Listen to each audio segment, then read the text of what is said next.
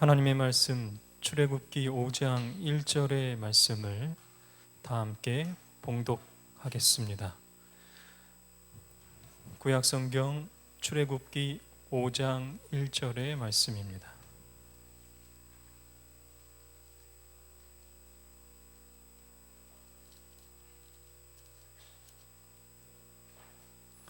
한 마음으로 함께 봉독하겠습니다. 시작. 그 후에 모세와 아론이 가서 바로에게 이르되 이스라엘 하나님 여호와의 말씀에 내 백성을 보내라. 그들이 광야에서 내 앞에 절기를 지킬 것이니라 하셨나이다. 아멘. 출애굽기 강해 설교 세 번째 시간입니다.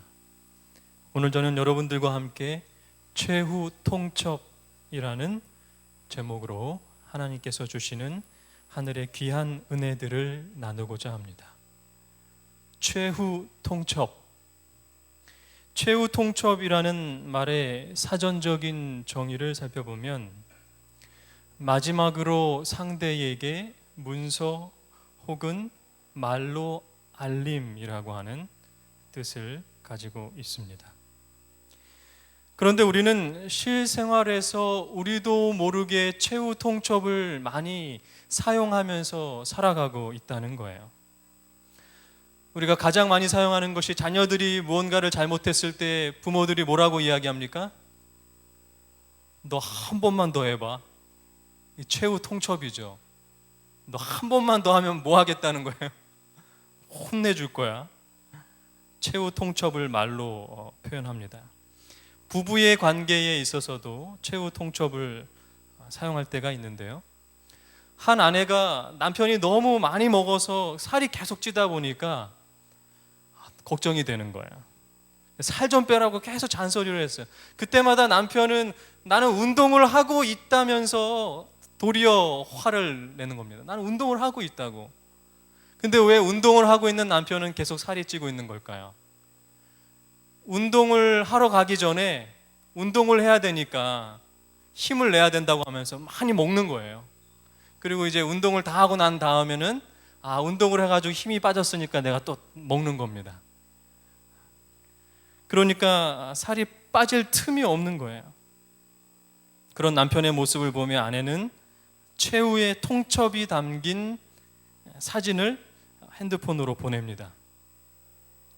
평소 먹는 대로 먹으면서 운동한다면 살을 빼는 게 아니라 건강한 돼지가 되는 것이다. 차마 이 말은 하고 싶지 않았어요. 최후의 통첩입니다.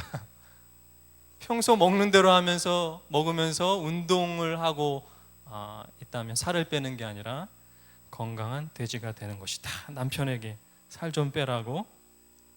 이런 최후의 통첩은 우리가 애교로 봐줄 수 있지만 때로는 부부관계에 심각한 최후 통첩이 일어나기도 하죠. 남편이 바람을 피면 한 번만 더 바람을 피면 이혼하겠다라고 하는 문서로 최후의 통첩을 하기도 합니다. 이러한 최후 통첩은 우리들에게 일어나지 않기를 간절히 바랍니다. 최후 통첩과 관련된 재미있는 실험을 한번 해볼까요? 자, 제가 갑이 되고 여러분들은 을이 되시는 겁니다. 저에게 10만 원이 주어졌다라고 가정을 해보는 거예요. 그런데 이 10만 원을 저는 여러분들에게 얼마든지 나누어 드릴 수 있는 권한이 있습니다. 그런데 여러분들도 권한을 가지고 계신데 제가 나눠드린 그 돈을 여러분들은 받을 수도 있고 거절할 수도 있는 권한이 있다는 거예요. 그런데 여기서 아주 중요한 규칙이 한 가지 있습니다. 여러분들이 만약에 제가 건네드린 그 돈을 거절하면 저도 10만 원을 받지 못하고 여러분들도 돈을 받지 못하는 겁니다. 아무도 돈을 받지 못하게 되는 것이죠. 그런데 이 실험은 단 한 번만 할 수 있어요. 그래서 최후의 통첩입니다. 자, 준비되셨죠? 제가 최후의 통첩으로 여러분들에게 이제 제안을 합니다. 저에게는 10만 원이 있는데 저는 제가 9만 원을 갖기로 선택을 하고 여러분들에게는 만 원만 드리기로 하겠습니다. 지금 저와 여러분은 정말 모르는 사이라고 가정했을 때 여러분들은 그 10,000원을 받으시겠습니까? 거절하시겠습니까? 자, 내가 받겠다 하시는 분 한번 손을 들어봐 주세요. 저와 여러분은 모르는 사이입니다. 모르는 사이예요. 네, 우리 몇 분 계십니다. 나는 10,000원을 받지 않겠다 하시는 분 솔직하게 한번 손을 들어봐 주시기 바랍니다. 네, 솔직하시군요. 10,000원을 받지 않겠다고 손을 드신 분들이 더 많았습니다. 왜 그럴까요?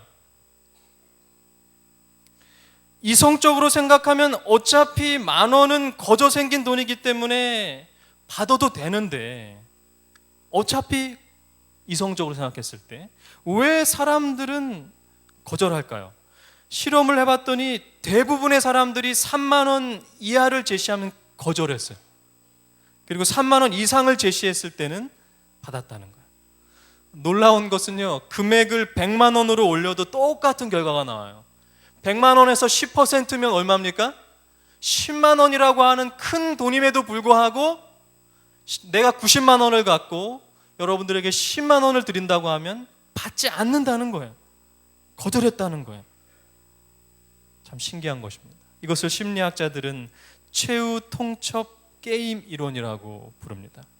그러면 여러분, 반대로 여러분이 갑이 되시고 제가 을이 되었을 때에 여러분은 10만 원을 가지고 계신데 저에게 얼마를 주시겠습니까? 10,000원을 주시겠다 하시는 분 한번 손을 들어봐 주세요. 나는 3만 원 이상은 주겠다 하면 손을 들어봐 주시기 바랍니다. 역시 3만 원 이상을 주겠다라고 하는 분들이 많아요. 이성적으로 생각하면 가장 적은 돈을 주고 내가 많은 돈을 갖는 것이 이성적으로는 맞는데, 대부분의 사람들은 자신이 적은 돈을 주게 되면 거절할 것이라고 생각하기 때문에 적은 돈을 제시하지 않았다라는 거예요.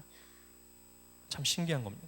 심리학자들은 이 결과를 보고 이 이유를 이렇게 설명합니다. 사람들은 불공정함과 불평등에 대해서 반발 심리가 있기 때문에 자신이 불이익을 당한다 할지라도 공정함을 선택하려고 한다는 거예요. 다시 말해서 사람은 공정성과 상호 이득을 염두하고 행동을 하는 패턴을 보이고 있다는 것입니다.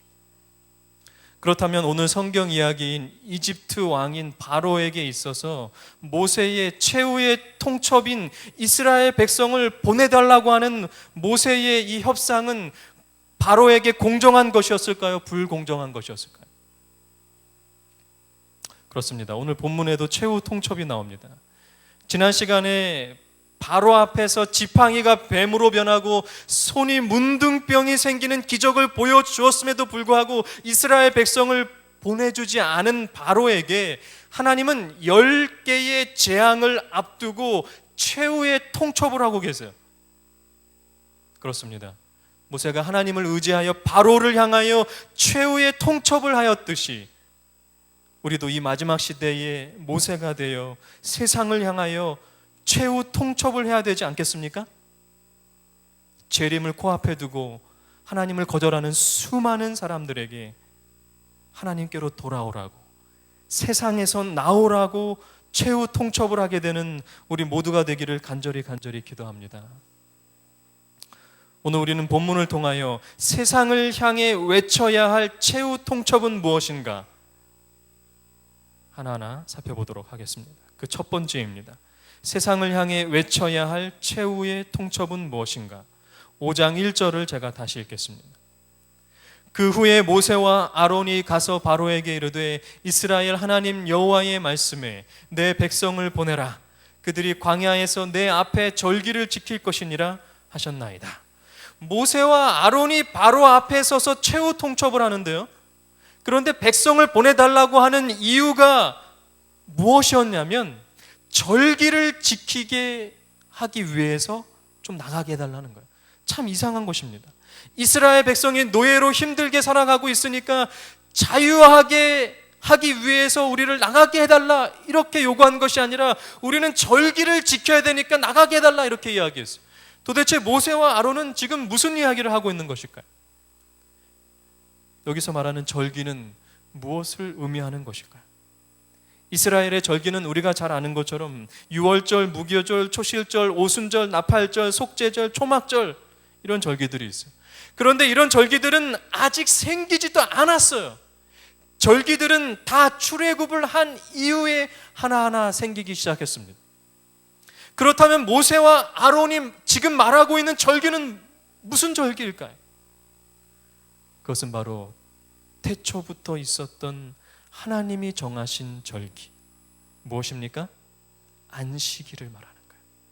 모세와 아론이 바로에게 이스라엘 백성을 보내달라고 요구하는데 그 이유가 무엇이었냐면 바로 우리가 안식일을 지켜야 되기 때문이라는 거예요. 놀라운 장면입니다. 이스라엘 백성들은 고센 땅에 있었을 때에는 양을 치고 살았기 때문에 애굽 사람들의 아무런 간섭도 없이 안식일을 잘 지킬 수 있었어. 그러나 이들이 나일강 주변으로 오게 되고 애굽의 노예가 되면서 고된 노동을 하기 시작하면서 안식일을 완전히 잃어버리게 됐어요. 애굽 사람들이 그들에게 안식일을 지키게 할 리가 없었어요. 하나님은 안식일을 잃어버리고 살아가는 이스라엘 백성들을 그냥 내버려 두실 수가 없었던 것입니다. 여러분, 육체적으로 일이 힘들고 고된 것이 문제가 아니라는 거예요. 그들에게 제일 심각한 문제는 영적인 복을 누리는 안식일을 잃어버렸다는 것입니다. 오늘날 우리도 안식일을 잃어버린 시대 속에 살아가고 있지 않습니까? 그런 세상 속에서 우리 재림교회는 안식일을 기억하고 지키고 있다는 것이 얼마나 감사하십니까? 이 상황을 영감의 글은 이렇게 설명합니다. 이스라엘 백성들은 속박 중에 있는 동안 어느 정도 하나님의 율법에 관한 지식을 잊어버리고 그 교훈에서 떠나 있었다. 전반적으로 안식일은 무시되었고 그들의 감독들의 가혹함이 안식일 준수를 사실상 불가능하게 만들었다. 그러나 모세는 하나님을 순종하는 일이 구원의 첫째 조건이라는 것을 백성들에게 보여주었다. 안식일 준수를 회복하려는 노력을 압박자들이 알아차렸다. 그렇습니다. 하나님께서 이스라엘 백성들을 출애굽시키려고 하셨던 그 근본적인 이유는 바로 안식일을 회복하시기 위함이었다는 거예요. 그러므로 우리가 애굽이라고 하는 세상에서 하늘 가나안으로 나아가는 여행의 그 근본적인 목적도 안식일을 회복하기 위함인 것입니다. 우리가 세상을 향해 외쳐야 할 최후의 통첩은 무엇인가? 그 첫 번째는 바로 안식일을 회복하라. 안식일을 회복하라. 이 안식일을 회복하라. 이 최후의 통첩을 외치게 되시기를 간절히 바랍니다. 안식일 속에는 참으로 많은 것들이 담겨져 있어요. 여러분, 안식일은 예수님을 닮았어요. 예수님이 모든 사람을 차별 없이 사랑하신 것처럼 안식일도 그 시간 속에 들어오기만 하면 모든 사람들에게 차별 없이 복을 나누어 주는 날이라는 거예요. 여러분의 안식일은 어떤 안식일입니까? 정말 여러분의 안식일은 예수님의 품성을 닮은 사랑의 날의 안식일입니까? 아니면 늘 반복되는 형식적인 그 유대인들의 안식일입니까?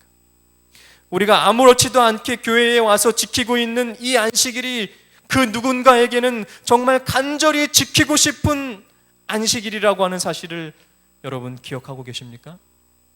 재림 군인들이 그렇습니다. 저도 그런 경험을 했어요. 안식일에 국가시험 때문에 고군분투하는 재림 청년들을 여러분 기억하고 계십니까? 그리고 북한에는 목숨을 바쳐서라도 안식일을 지키는 무리들이 있다는 이야기를 들었어요. 사단은 안식일을 회복하려고 하는 사람들을 그냥 가만히 내버려 두지 않는다는 거예요. 바로도 마찬가지였습니다. 더 심한 핍박을 가했어요. 이 마지막 시대에도 안식일을 지키는 남은 무리들에게 극심한 환난이 다가올 것이라고 하는 예언이 있어요. 그런데 더 무서운 것은 이스라엘 백성들이 안식일에 대한 핍박을 받게 되니까 불평했다는 거예요. 심지어 모세까지도 하나님께 하소연을 합니다. 5장 22절, 모세가 여호와께 돌아와서 고하되 주여 어찌하여 이 백성으로 학대를 단게 하셨나이까? 어찌하여 나를 보내셨나이까? 내가 바로에게 와서 주의 이름으로 말함으로부터 그가 이 백성을 더 학대하며 주께서도 주의 백성을 구원치 아니하시나이다. 하나님의 명령대로 안식일을 회복하기 위해서 바로에게 가서 이야기를 했는데 안식일이 회복된 것이 아니라 오히려 백성들이 더 힘들어졌어요. 그 모습을 바라보며 불평불만하는 백성들을 바라보며 모세 자신도 하나님 어찌하여 하나님의 뜻을 이루기 위하여 이렇게 했는데 어찌하여 우리들에게 고통을 주십니까? 하소연을 하는 거예요. 여러분의 삶 가운데 안식일을 지키기 위하여 고군분투하며 살아가는데, 내가 많은 것들을 포기하며 살아가는데 왜 나의 삶은 더 나아지지 않고 복을 받지 않고 더 어려워집니까? 어찌하여 그렇습니까? 그런 고백이 혹시 여러분의 삶 가운데 있으십니까? 여러분, 이 사진의 주인공들을 한번 기억해 보시기 바랍니다. 여러분이 보시는 오른쪽에 있는 이 아기 엄마는 디톡스 전도회 때에 한 구역반에서 한 남청년을 위해서 기도를 했어요. 그런데 그 남청년이 혼자 디톡스 전도회에 온 것이 아니라 이상구 박사 센터에서 만난 한 젊은 아기 엄마를 초청을 해서 인천에 살고 있었는데 같이 데리고 왔어요. 그리고 놀랍게도 이 두 사람이 디톡스 전도회를 통해서 침례를 받게 됐습니다. 그런데 집이 인천이기 때문에 안식일에 교회를 나올 수가 없었어요. 그러나 수요일 건강 동호회 모임에 꾸준히 나오는 거예요. 그런데 놀라운 것은 이 아기 엄마가 하나 둘 자기 주변의 사람들을 건강 동호회에 데리고 오는 것입니다. 이 옆에 있는 박주연님, 이 박주연님이 바로 이 아기 엄마가 데리고 온 사람들 가운데 한 명이에요. 이 아기 엄마가 자기 엄마도 데리고 오고 또 주위에 많은 사람들을 건강 동호회에 데리고 왔습니다. 그리고 특별히 이 박주연님을 데리고 왔는데 사실은 이 아기 엄마가 이상구 박사 센터에 갈 수 있었던 것이 바로 옆에 있는 이분이 추천을 해줘서 자기가 먼저 가봤더니 너무 좋더라. 그래서 이분이 가게 된 거예요. 그런데 거꾸로 이번에는 이 아기 엄마가 건강동호회에 이분을 초청하게 된 겁니다. 그리고 이분이 건강동호회에 계속 나왔고 저와 함께 화요일에 성경 공부를 하기 시작했어요. 그리고 이번 장막 부흥회 때 침례를 받게 되었습니다. 여러분 감사하십니까? 그런데 여러분 놀라운 것은 이 박주연 님이 말씀에 대한 갈급함이 있어요. 얼마나 갈급한지 몰라요. 심지어 가족들이 휴가를 떠났는데 화요일 날 말씀을 공부해야 된다면서 딸과 함께 먼저 나왔어요. 정말. 그런데 이분의 상황은요, 지금 시댁에서 같이 사는데 이분이 지금 몸이 안 좋으세요. 그런데 시누이도 몸이 안 좋고 남편도 안 좋고 가족들이 다 시댁에서 같이 살고 있는데 몸이 다 안 좋고 그래서 다 돌보고 있어요. 근데 시댁은 아주 신실한 천주교 집안이에요. 그리고 이 박주연님의 어머니는 신실한 순복음교회 신자입니다. 그리고 오빠는 침례교회 목사입니다. 여러분 상황이 어떻습니까? 정말 안식일 교인이 되기에는 너무 힘든 상황이에요. 근데 이분이 어떤 고백을 하시냐면 안식일만 되면 내가 비록 가지 못하고 집안에서 가족들을 돌보지만 마음은 여기 와 있다는 거예요. 여러분 안식일에 건물 안에 교회에 있는 사람들 가운데에 마음은 세상에 가 있고 진정한 안식일을 누리지 못하는 사람들은 많은데 어떤 사람은 교회 건물 안에는 있지 못하지만 내가 그 교회에 안식일에 가고 싶어서 간절한 마음으로 그렇게 살아가고 있는 사람들이 있다는 사실을 여러분 기억하게 되시기를 간절히 바랍니다. 그것이 우리들에게 진정한 안식일의 회복이 될 것입니다. 세상을 향해 외쳐야 할 최후의 통첩은 무엇인가? 그 두 번째를 살펴보겠습니다. 6장 2절을 제가 읽겠습니다. 하나님이 모세에게 말씀하여 가라사대 나는 여호와로라 내가 아브라함과 이삭과 야곱에게 전능의 하나님으로 나타났으나 나의 이름을 여호와로는 그들에게 알리지 아니하였고, 지금까지 이스라엘 백성들에게 하나님의 가장 보편적인 이름은 엘로힘이라고 하는 이름이었어요. 그 뜻은 전능하신 하나님이라는 거예요. 그들은 늘 하나님을 전능하신 하나님으로 기억했어요. 하지만 모세와 아론이 백성들을 보내달라고 한 것 때문에 더 힘든 일을 하게 되어 하나님을 믿지 못하게 된 상황 속에서 갑자기 하나님은 내 이름을 여호와라고 말씀하셨어요. 하나님이 이렇게 말씀하시는 거예요. 너희는 지금 나를 전능한 신으로 불러왔으면서 왜 나를 믿지 못하느냐? 이제 너희는 나를 전능한 하나님이 아니라 여호와로 알게 될 것이다. 이것은 무엇일까요? 여호와라고 하는 단어의 뜻은 스스로 있는 자라는 뜻이에요. 하나님을 전능한 하나님으로만 알고 살아가는 신앙과 하나님을 여호와로 알고 살아가는 신앙은 무슨 차이가 있을까요? 하나님을 전능한 하나님으로만 알고 있는 신앙은 하나님을 인격적으로 느끼지 못하게 되는 거예요. 하나님은 그저 전능한 신이고 나는 피조물에 불과한 거예요. 나는 전능하신 하나님의 도움을 받고 살아가는 존재일 뿐이라는 거예요. 조금은 하나님이 멀게 느껴지는 신앙. 하지만 하나님을 여호와로 아는 신앙은 다르다는 거예요. 스스로 계시다라고 하는 것은 과거에도 계셨고 현재에도 계시고 앞으로도 계실 분이라는 거예요. 여호와 하나님의 신앙은 하나님을 인격적으로 느끼게 한다는 거예요. 하나님은 나의 과거에도 함께 하셨고 지금도 함께 하시고 미래에도 함께 하실 분이라는 거예요. 전능하신 하나님 신앙에만 머물러 있었던 이스라엘 백성들은 더 극심한 고통 가운데 처하게 되니까 전능하신 하나님이 왜 우리의 고통을 보고만 있는지에 대해서 불편과 불만을 할 수밖에 없다는 거예요. 하지만 이스라엘 백성이 여호와 하나님의 신앙을 가지고 있었다면 결코 불평불만하지 않았을 것입니다. 비록 고통이 심해질지라도 하나님은 과거에도 함께 하셨고 지금 이 고통 가운데서도 함께 하시고 미래에도 함께 하실 하나님이시라는 거예요.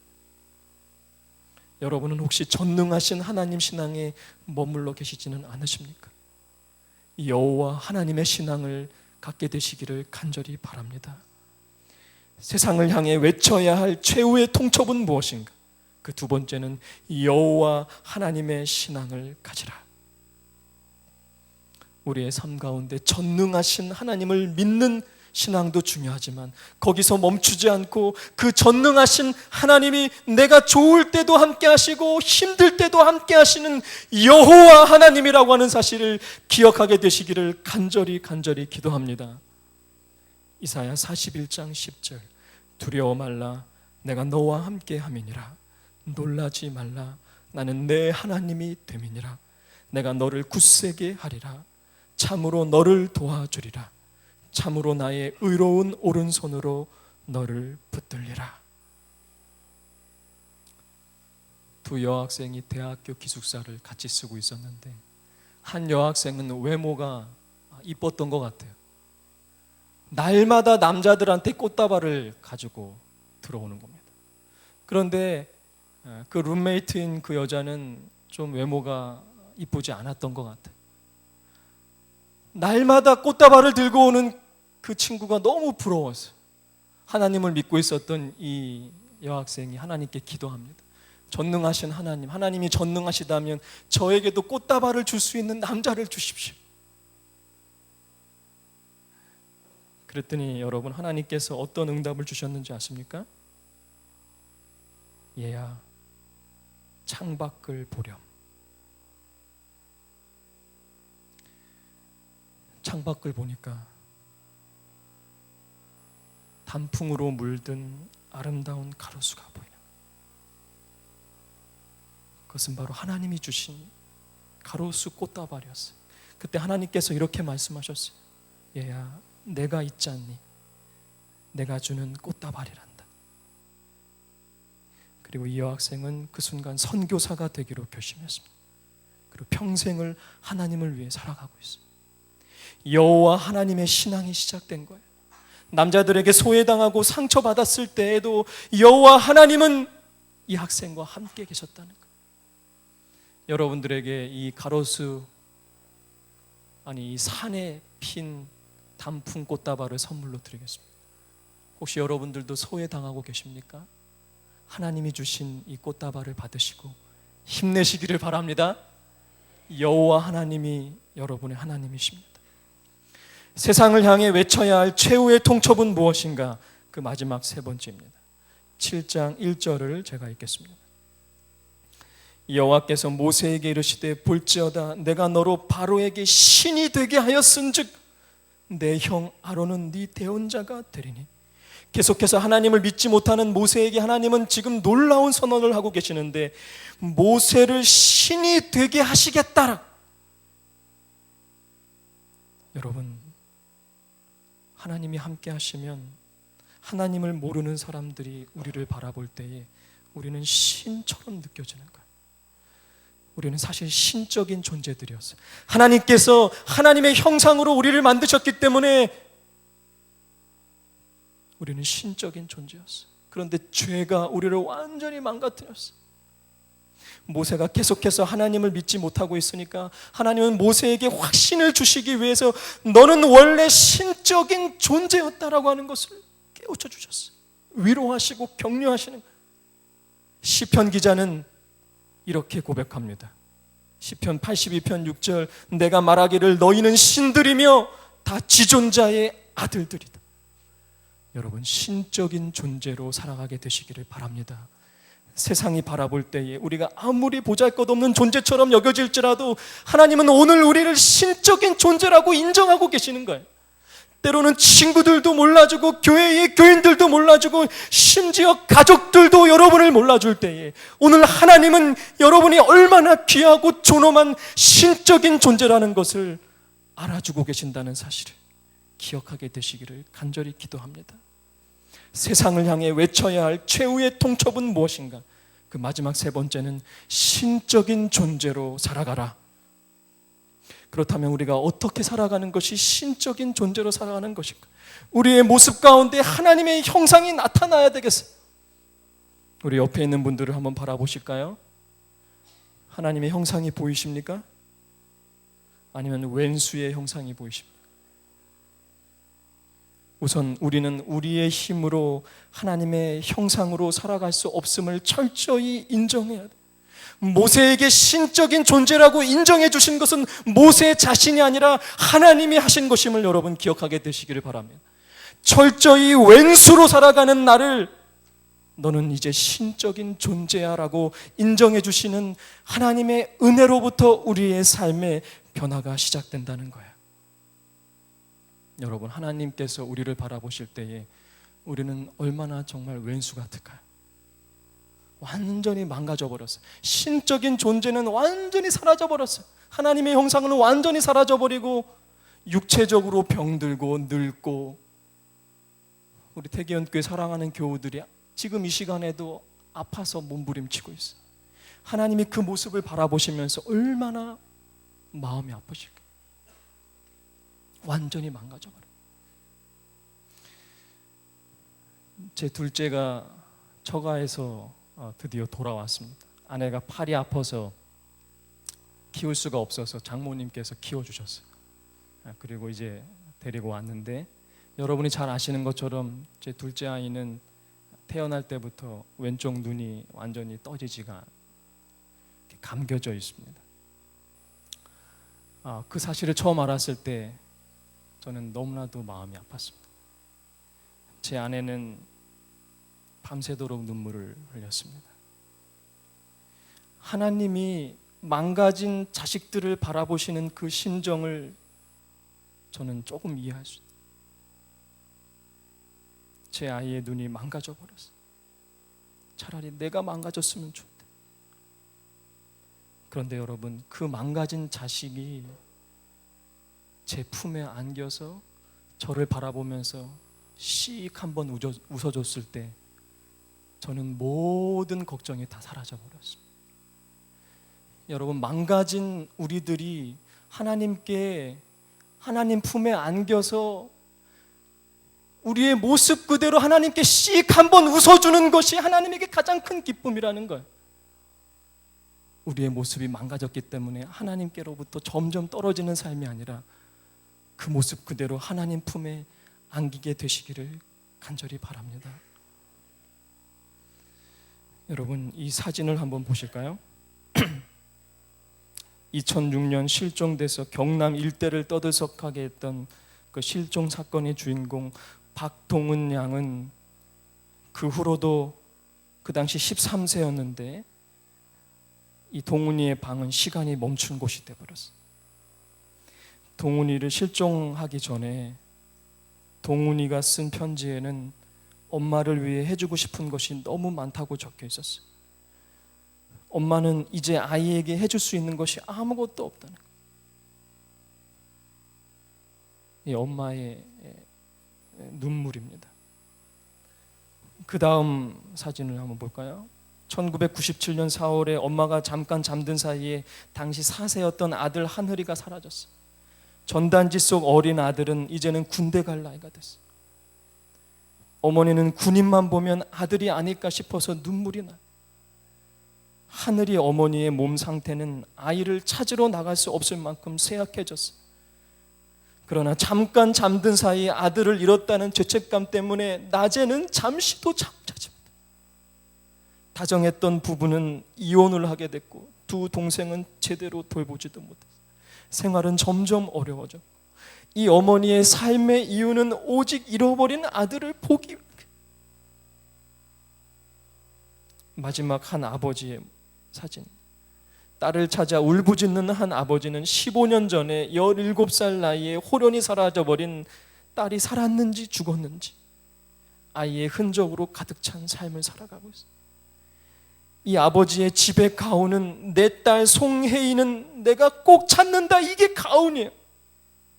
오늘도 전국 방방곡곡을 트럭 하나로 누비면서 딸을 찾는 전단지와 현수막을 걸고 다녀. 이제 점점 지쳐가요. 아내는 딸 때문에 자살로 생을 마감했어요. 그는 트럭으로 호떡 행상을 하면서 번 돈을 모조리 딸을 찾는 데 쏟아붓고 있어요. 그의 마지막 소원은 현평상 가보지 못한 섬 지역을 가보는 것.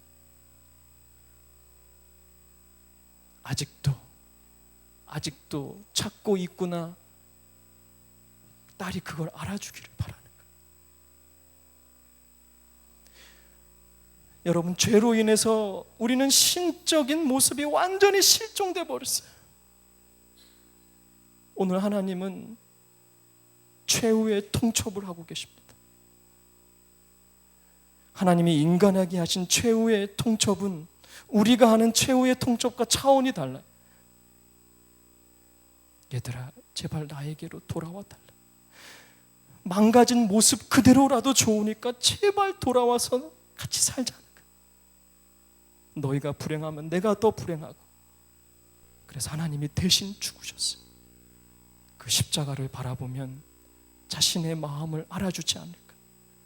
목숨을 바쳐 다시 돌아와 달라고 외치시는 그 예수 그리스도의 피 맺힌 최후의 통첩을 저버리지 않게 되시기를 간절히 바랍니다.